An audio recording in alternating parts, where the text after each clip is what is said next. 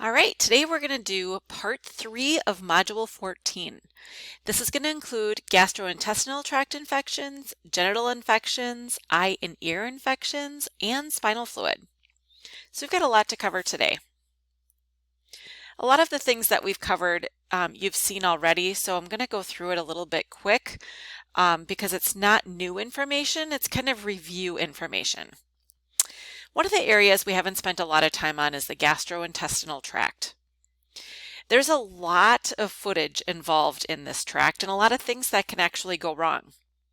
The biggest thing we have within this is the gut microbiome. There is a lot of bacteria that lives within this gut that is actually very normal.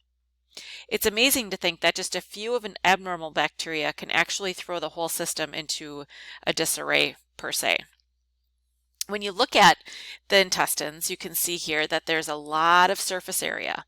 That allows for a lot of the absorption of, food and minerals, and a lot of bacteria lives within these little nooks and crevices to help with that process. When we look at the resident flora, we got to look at the space that there is. So the upper small intestine has 101 to 102 bacteria per mil. And the distal ileum is a little bit higher, so 106 to 107 per mil. The distal ileum is what contains more of our Enterobacteriaceae and Bacteroides type species. Infants are usually colonized by their normal skin flora, but in the adult large bowel, anaerobes outnumber aerobes 1,000 to 1. And if you think about it, that makes sense. There's not a lot of air or oxygen inside the intestines, right?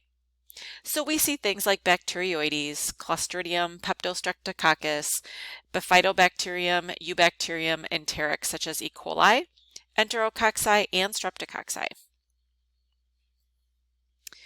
One of the things that can arise from there being a new introduction of bacteria to the intestine is gastroenteritis. It's interesting to know that the diarrheal diseases are the second leading cause of death in the world. Acute diarrheal syndromes are usually self-limiting, but in cases of like third world countries and poor sanitation, it's a lot harder to treat when they don't have access to health care. There's a lot of host factors that can help either make these things more pathogenic or cause the body to not be able to fight them off real well. For example, the acidity of the stomach, having normal peristalsis, which is the movement of the stomach and intestines. There's a mucus layer that coats the epithelium, and having normal flora. Those can help fight off potential pathogens. The microbes also have factors that can make them toxic. They have pathogenic mechanisms. There's toxins such as enterotoxins, cytotoxins, and neurotoxins, and they can have attachment mechanisms as well. There is invasion of the host intracellular environment with some of these microbes that can be quite dangerous. There's 3 different things that a pathogen can have to cause it to be toxic: enterotoxins, cytotoxins, and neurotoxins. Each organism may have something making it more or less dangerous per se. For example, an enterotoxin. You can see the list of organisms here. These are all ones that we've talked about, and they can cause some intestinal disruption, right? Can cause diarrhea, make people very uncomfortable. When we start moving into cytotoxins, things can get a lot more dangerous and become a lot more serious. With neurotoxins, when we talk about Clostridium botulinum, perfringens, Staph aureus, those things can get people a lot sicker. There are also organisms that attach within or close to the mucosal cells or adhere to the cell wall. We can also see invasion of certain species into the cell wall, which makes it a lot more difficult to treat.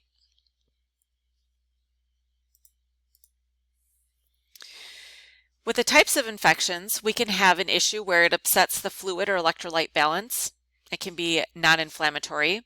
We can have invasion and possible cytotoxin production, such as dysentery, and then it can actually enter the bloodstream and cause enteric fever. The major symptoms of upsetting fluid and electrolyte balance, as you could imagine, would be diarrhea, but we don't see any leukocytes and we don't see any fever. Things that cause this would be like rotavirus, norovirus, adenoviruses, things like Giardia as well, which is a parasite. Some that invade and have possible cytotoxin production Can cause things like dysenteric-like diarrhea with mucus. We do see white blood cells. We can see fever. We see leukocytes in the feces as well. That can be indicative of things like Shigella, E. coli, Salmonella, and even Entamoeba histolytica, which is also known as that Montezuma's revenge that you hear about for people that go to Mexico. We can have penetration to the bloodstream. Things like Salmonella enterica and Yersinia enterocolitica can make people very sick. There's different bacteria that can cause watery diarrhea versus bloody diarrhea. Watery diarrhea is more Bacillus cereus, Clostridium perfringens, Aeromonas, several types of E. coli, Vibrio cholera, and Yersinia enterocolitica. Now, the bloody diarrhea, which is obviously more serious, can be caused from Aeromonas, Campylobacter, C. diff. The enteroinvasive E. coli and the enterohemorrhagic E. coli can fall into the bloody diarrhea scenario as well. Plesiomonas shigelloides, Salmonella, Shigella, and the dysenteriae. A lot of this comes from food poisoning. Most people that you hear of getting these infections, they usually get it from eating bad food, right? A food truck, for example. And I'm not trying to ruin food trucks for you. It's just I always associate more of these with those types of things or being outdoor types of events. So the ingestion of the bacterial toxins is what causes that.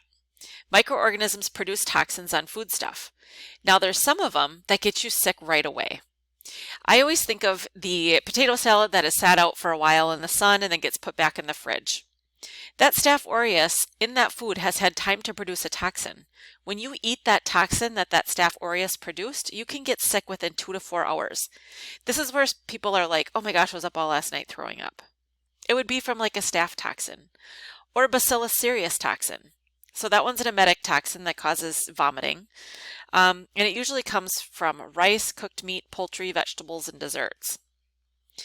Now there's some that are a little bit more serious, cause watery diarrhea from Clostridium perfringens and even Clostridium botulinum, but that one can cause a neurotoxin that causes flaccid paralysis. That's the one that's associated with honey. There's some non-bacterial agents that you're going to learn about in the advanced microbiology course next semester. This includes Giardia duodenalis, Cryptosporidium and Isospora, Entamoeba histolytica, rotavirus, and Norwalk virus. Those are ones that can cause diarrhea as well. When we look at the clinical manifestations of these patients, we usually see watery diarrhea. When that happens, there's a fluid and electrolyte balance that is upset. We don't see the fecal leukocytes, as I just mentioned. Dysentery is when we start to see those fecal leukocytes and blood and mucus. There can also be those disseminated infections that spread to other sites. With the epidemiologic factors, this can sometimes predict the etiologic agent. So for example, if your child goes to daycare, they'll think about things like Shigella, Campylobacter, or C. diff. Okay, if you have been traveling, they may look at enterotoxigenic E. coli. Okay, sometimes they could look at that Entamoeba histolytica if it's a parasite. There could be food and waterborne outbreaks, hepatitis, hear about that in the restaurants, right? Norwalk virus, Salmonella, and immunocompromised people. People that have been on chemotherapy and have taken a lot of antibiotics are more susceptible to Clostridium difficile colitis. Other types of infections we can see esophagitis, which is a painful and it's painful swallowing. So these people can be usually HIV patients. It can be caused from having a candida infection, herpes infections in your esophagus, and even CMV infections. You can have a gastritis, which is in your stomach. We talked about H. pylori and how that can infect the stomach lining. And there's even proctitis, where there is an inflammation of the rectum. When we look at the laboratory diagnosis, we have to make sure that the specimens are delivered within 30 minutes and that they're collected in a plastic container. Some specimens should not contain preservatives. For example, when we look at a direct wet mount of the stool, when a C. diff toxin assay is being done, I'll show you a picture in a minute, immunoelectron microscopy for viruses, or even ELISA for rotavirus. And there's some other specimens where there is a preservative, for example, for Campylobacter, and Vibrio. We use a fixative when we're looking for ova and parasites, and viral cultures must be refrigerated. We have a few detection methods. The wet mount is the fastest to find motile parasites. We can do a stain, such as a gram stain, looking for those white cells or the PMNs, polymorphonuclear leukocytes. Acid-fast stains and trichrome stains for parasites. And those will be discussed in more detail in the advanced micro course. With antigen detection, we can do EIA methods for giardiasis and cryptosporidiosis. And there's enzyme immunoassays for E. coli 0157H7, which is the hemorrhagic one. There's Shiga toxins and C. difficile toxins. The majority of things are done with molecular techniques nowadays.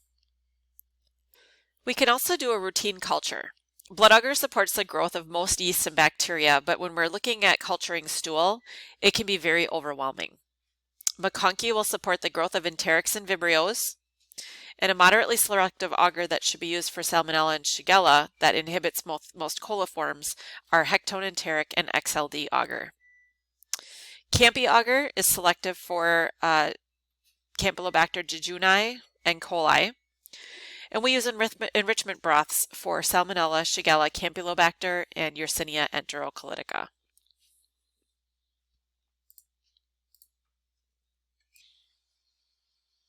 Here are some examples of some of the enteric medias and what they look like.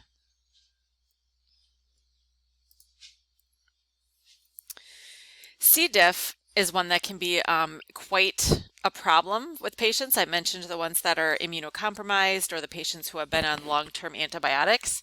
Here's an example of a type of assay card, and they add some of the liquid stool to the little wells that say A, B, and C. They add a little bit of a buffer to it, and it travels through the card just like a pregnancy test or anything else would.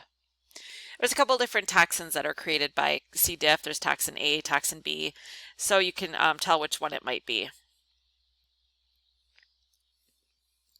All right, moving on to the genital tract infections. These are always interesting.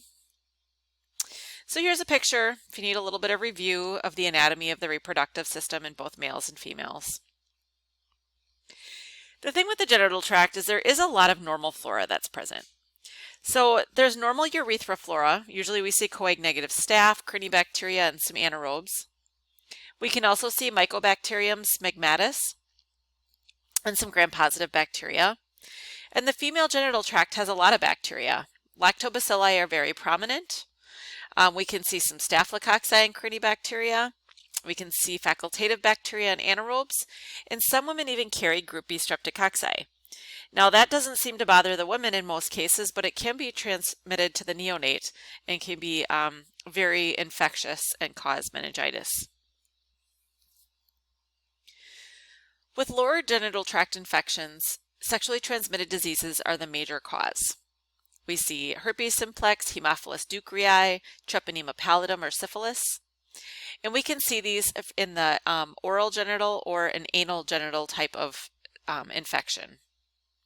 Common agents that we see as well would be Chlamydia trachomatis, Neisseria gonorrhoeae, Trichomonas vaginalis, HIV, Treponema pallidum or syphilis, Ureaplasma ureolyticum, Mycoplasma hominis, adenovirus, Coxsackie virus, Molluscum contagiosum, and HPV, which is the causative agent of genital warts. Other routes could be from instruments, foreign bodies, irritation, or from mother to infant during delivery. There's some terms here that are important to know. So dysuria would be painful urination that could accompany these infections. Urethral discharge, in that case usually a gonococcal infection, that's the major causative agent of urethral discharge. Lesions of the skin, such as genital warts. Vaginitis, which is inflammation of the vaginal mucosa. Cervicitis, or the cervix. Anorectal lesions that can cause proctitis. And bartholinitis, which is an infection of the Bartholin gland. Pictures of lesions. And we also have vaginitis. So some of the symptoms of a female with vaginitis would be abnormal discharge, offensive odor, and itching. The causative agents can include Candida albicans, Trichomonas, or Gardnerella. Here's what we need to be able to figure out in the laboratory. A lot of times they'll send us a swab and we need to determine if any of these items may be present. On the left-hand side of your screen, we have clue cells. This is when Gardnerella vaginalis attaches to the epithelial cells. On the top one, it's an unstained mount. You can see how the epithelial cells are very, very furry. They're almost peppered looking. On the right-hand side over here in the bottom, there's other stuff in this picture, but you can see the epithelial cells are clean cut. These are fuzzy. Okay, so those are what we call clue cells. On the bottom, if you were to gram stain these cells up here, you could really see the bacteria stuck to the top and sides of these cells. So clue cells we're looking for. On the right-hand side, we see Trichomonas, which is a parasite. It's very motile, and you can see it moving when you look at it under a wet prep. Bottom slide here, we see yeast, this long stalk here with budding yeast coming off the side, and this is the hyphae in the middle. We'll talk about those more in the advanced micro class as well. Cervicitis, with this we see increased polymorphonuclear cells at the endocervix with a purulent discharge. Causative agents can be Neisseria, chlamydia, mycoplasma, herpes, or a HPV. Upper tract infections happen when the bacteria or parasites migrate up into the uterus and fallopian tubes and cause pelvic inflammatory disease. It can cause endometritis, salpingitis, peritonitis, and abscesses up in the upper reproductive tract. Infections, this can happen after gynecologic surgery, or infections can be associated with pregnancy. Here's an example of some of the agents and how they can occur. So if there's a prenatal infection, it can be transplacental. Things that can cross the placenta are listeria, syphilis, Lyme's disease or Borrelia burgdorferi, CMV, rubella, HIV, and some parasites. These are things that are routinely tested for with prenatal care. We can also have ascending things which can travel up through the female genital tract, such as group B strep, E. coli, listeria, chlamydia, mycoplasmas, etc. Natal occurs when it passes through the birth canal, so this can cause group B strep, E. coli, and all the same ones that we've mentioned. And postnatal can occur from contact, such as breastfeeding. There we may see things like viruses, RSV, etc. Now looking at the men. The men can have upper tract infections that can cause epididymitis, which is an infection of the epididymis.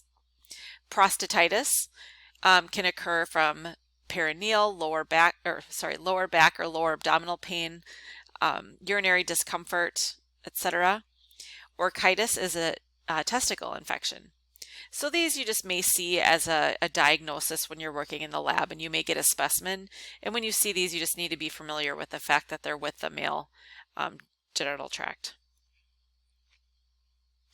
One of the main causes of these issues is gonorrhea. This is caused by Neisseria gonorrhoeae. It can be spread by direct contact of the mouth, vagina, penis, or perianal region. And symptoms usually occur 2 to 5 days after infection. With this, we see intracellular gram-negative diplococcus. It does require a culture, and it does have the excessive drainage that you see. Most of the other STDs don't have that. If we were to do a gram stain, we would see a lot of this intracellularly inside these neutrophils. As you can see, they phagocytize that gram-negative diplococci. So this is a gram stain of that drainage. Specimen collection in the olden days used to involve using a swab for collection. It could be a very uncomfortable collection for men as they'd have to enter the urethra with the swab. Nowadays, we can do PCR testing on dirty catch urines. So they'll make sure that the male or female has not gone to the bathroom in about 3 hours. They will then have them collect immediately into a container rather than doing a midstream clean catch. This would cause the rinsing of any of this bacteria into the urine cup, and it can be picked up on PCR. This is an example of a sterile collection that we would add the specimen to do the PCR testing.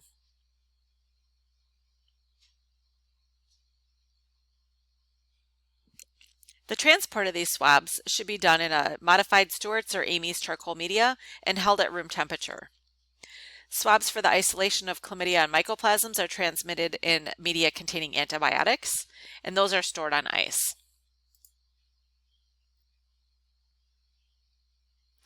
The direct microscopic examination can include a gram stain, a wet prep, a direct fluorescence stain, KOH for fungal elements, a zinc smear for herpes simplex virus, and darker fluorescent microscopy for the treponemes or syphilis. We can use a culture. For culture, we use a modified Thayer-Martin. There's also an NYC medium that supports the growth of those. We can isolate yeast and strep on standard blood agar. And specimens for group B strep are inoculated to selective broth and then subcultured to agar the next day. Trichomonas vaginalis can be cultured in Diamond's medium or plastic envelopes inoculated with the material. Some non-culture methods include serological examination, latex agglutination, nucleic acid hybridization and amplification, enzyme immunoassays, or diagnosis from doing a pH measurement or even a sialidase test. Here's an example of a hybridization assay that we do. This would be done for a wet prep. Wet preps are usually done under the microscope where we can confirm clue cells, yeast, or trichomonas. Here's a nucleic acid probe test that can be easily done in a physician's office that will tell you if the specimen would be positive for either of those without having to use the microscope. It's a little bit more sensitive and specific. All right, moving on to the eyes, ears, and sinuses. When we look at the anatomy of the eye, we're going to refer to a few of these different areas. So the external includes the eyelids, the conjunctiva, the sclera or the white of the eye, and the cornea. Inside the eye, it's full of aqueous and vitreous humor. And there's a lacrimal system that consists of the tears. So you've got glands, caniculi, and a lacrimal sac. So any of these areas can be infected. We do have a little bit of normal flora of the eye, Staph epidermidis, which is everywhere.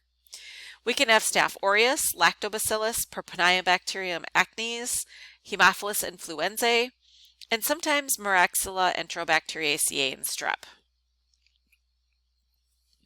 We do have a lot of defense mechanisms to keep these areas clean. For example, our eyelashes, they're there to prevent foreign material from getting in the eye.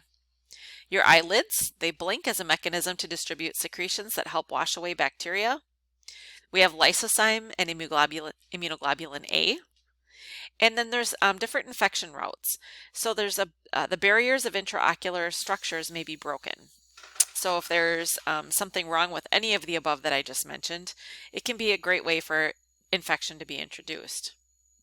Things can make it all the way to the bloodstream through this, and sinus infections can sometimes occur. Got some wonderful pictures here for you guys. Blepharitis is one of the diseases of the eye. So this is an inflammation of the eyelids. You can see here Staph aureus can cause it to be very inflamed and almost a little crusty and droopy.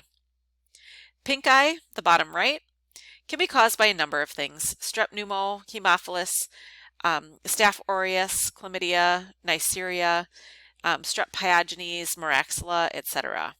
And even some viruses as well. Keratitis is an inflammation of the cornea. It can be caused by several of those same organisms and viruses, even some fungus and parasites. Keratoconjunctivitis is an infection of the conjunctiva and cornea. Now, this can be caused by Neisseria or chlamydia, and it can cause ophthalmia neonatorum. So what they do is they add like a silver nitrate solution to all newborns' eyes just in case there is an infection present. This will help make sure that infection does not cause blindness in the infant. Chorioretinitis and uveitis is an inflammation of the retina and underlying choroid of the uvea.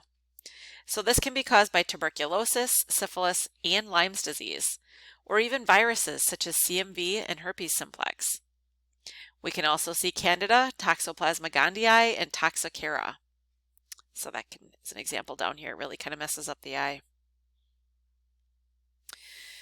An endophthalmitis can happen after surgery or trauma.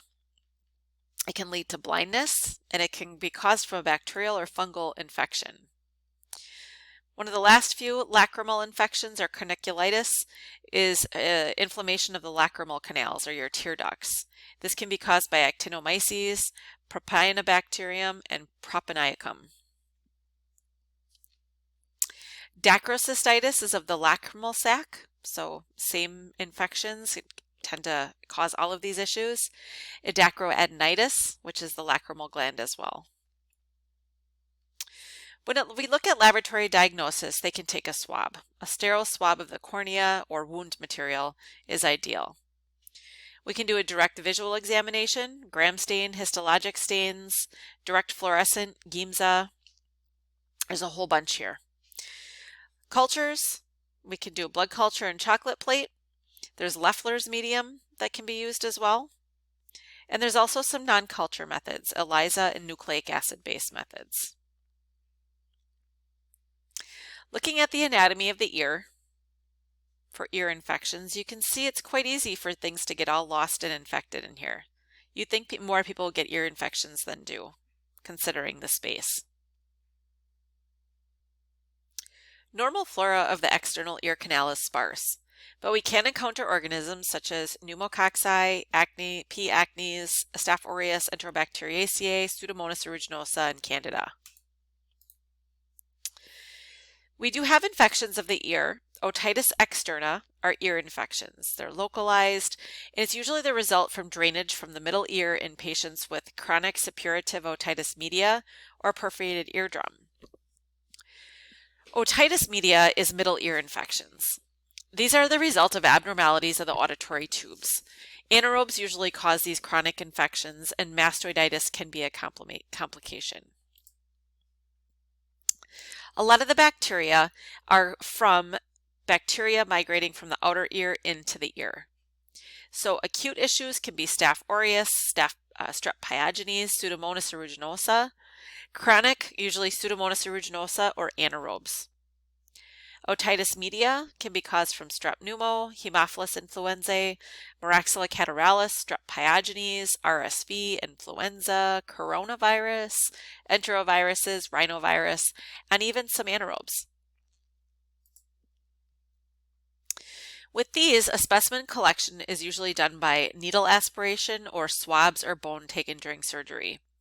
They're transported anaerobically. We can look at them doing a calcifluor white, path stain, methenamine silver stain, and gram stain. Culture usually involves blood agar, chocolate, and McConkey along with anaerobic cultures, and there are nucleic acid-based methods for middle ear pathogens. Another thing you may be familiar with is sinus infections. Sinuses are air-filled cavities within the head. They're normally sterile, and there's ciliary activity and mucus that clears secretions and contaminants. The diseases usually involve sinusitis, that can be with otitis media. Sometimes people have ear infections and sinus infections at the same time. Acute sinusitis usually develops after a cold or an influenza illness. It's usually self-limiting, 1 to 3 weeks, it'll go away. Sometimes we see purulent nasal or postnasal discharge and pressure over the sinus areas of the face.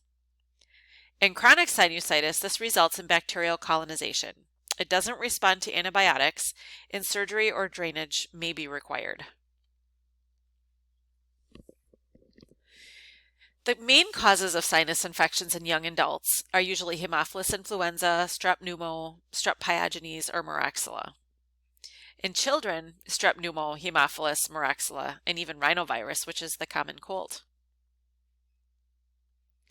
For laboratory diagnosis, we do aspirations or sinus washings. We can look at the gram stain, we culture in blood agar chocolate and McConkey, and nowadays they use the MALDI-TOF. All right, here's our last section, spinal fluid. Spinal fluid is found in the central nervous system. So the central nervous system consists of the brain and the spinal cord. It's got two coverings, the inner, which is the meninges, and the outer, which is bone. The meningeal layers are the dura mater, which is the outermost, the arachnoid is the middle, and pia mater is what is connected to the spinal fluid. Spinal fluid surrounds the brain and spinal cord, and it's found in the subarachnoid space. It functions to provide cushion, carry metabolites, and remove waste. Some of the routes of infection include hematogenous spread, which is where it starts in the blood and ends up in there. Direct spread from an infected site. Okay, atomic defects, so from surgery, trauma, or it can happen along the nerves leading to the brain, which is the least common. We have some host defenses, such as the blood-brain barrier, and this minimizes the passage of those infections into the spinal fluid. But they can enter through the loss of capillary integrity of that blood-brain barrier, through the transport of phagocytic cells, and by crossing the endothelial cell lining within the endothelial cell vacuoles. Meningitis occurs as an infection in the subarachnoid space through the leptomeninges. We've got two types of categories: purulent, which involves a lot of white blood cells or neutrophils, and aseptic, which is usually viral. We see an increase of lymphocytes with those patients. One issue that can occur is acute meningitis in neonates. Neonates have the highest infection rate of meningitis. They have an immature immune system, they have increased permeability of the blood-brain barrier, and they had the presence of colonizing bacteria in the vaginal tract as they were born.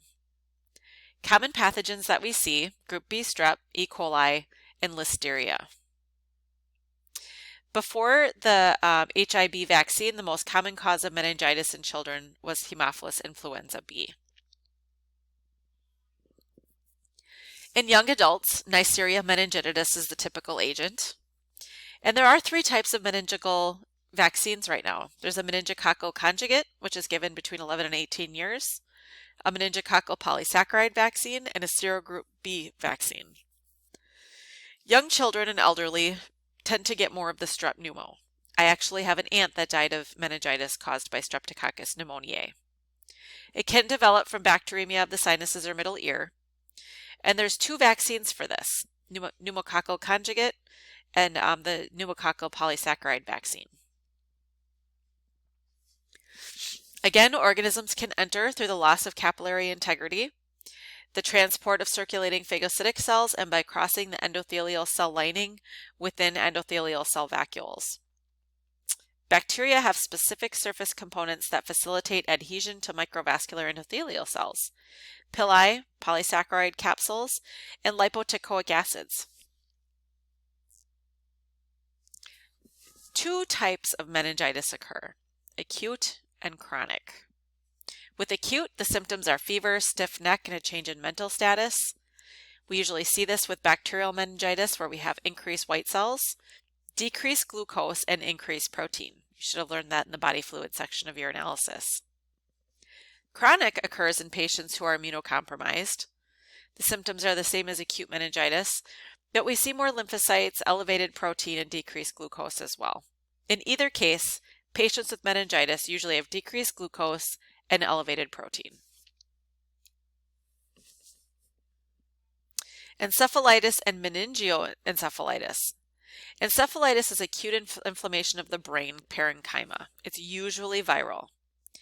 Meningoencephalitis is a concomitant meningitis with encephalitis, so they're both there at the same time. Common causes of these viral encephalitises are enteroviruses such as Coxsackie and echovirus, mumps, herpes, and arboviruses such as West Nile, Toga virus, bunny virus, equine encephalitis, St. Louis, and other viruses. Again, we'll learn about those in the advanced micro course. And lo and behold, we have parasites that can cause these infections. Parasites can cause meningoencephalitis and brain abscesses. They can come through the nasal mucosa from things like swimming in stagnant freshwater lakes or ponds. One of them is Naegleria fowleri, Bellmuthia, and Acanthamoeba. Again, we'll learn about those in advanced micro. There could also be hematogenous spread. Toxoplasma, more common in the AIDS patients. Entamoeba histolytica, Strongyloides stercoralis, Taenia solium. And there's eosinophilous meningitis, which can be caused by Angiostrongylus cantonensis. We can have brain abscess and shunt infections. A brain abscess is usually a localized collection of pus in the cavity formed by the breakdown of tissue. This can result from contiguous infections in the sinuses, which occur hematogenously, or from the inoculation from trauma or surgery. Abscesses rupturing can cause severe meningitis. There can also be shunt infections. So the most frequent organism is coag-negative staph with this. We can see this with shunt tips, shunt valves, cerebroventricular fluid, depending on why that shunt may be there. Specimen collection and transport is incredibly important. Spinal fluid is usually collected via lumbar puncture through the back. 3 tubes are going to be collected for sure, and sometimes 4. Tube 1 is chemistry, 2 is micro, 3 is hematology, CMH, okay? If you have, I guess CMH is how I memorize it. We used to have a place called Community Memorial Hospital, and that's how I always remembered CMH. We do look at tubes 1 through 4, if they do have 4, to see if there's a bloody tap. So a traumatic tap would be, the first tube would be really bloody, the 4th tube wouldn't be. If they're all equally bloody, then there's probably a hemorrhage going on. CSF is immediately hand-delivered to the laboratory. Specimen for micro should not be refrigerated and should be set up immediately. When we look at the interpretation of all of the results, with normal, there's usually about 5 leukocytes per cubic millimeter. We usually don't see a lot of cells, proteins 15 to 50, and glucose is 45 to 100. With viral infections, there's a lot of lymphocytes. With bacterial, a lot of PMNs. And tuberculosis, we may see a lot as well. With the proteins and glucose, again, infection, you have increased protein, decreased glucose in infections. We also do a gram stain of the spinal fluid. If there's any bacteria there, it should definitely be mentioned. We can also do what's called an India ink. Learn about more of that in the advanced micro course. That would be for fungus such as Cryptococcus neoformans.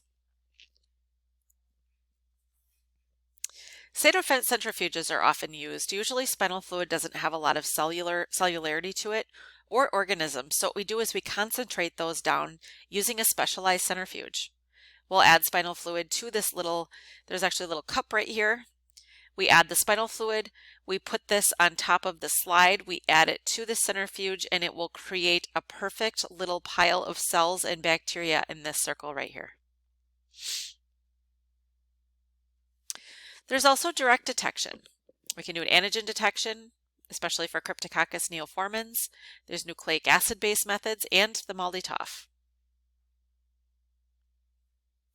And finally, culture. We can culture bacteria and fungi.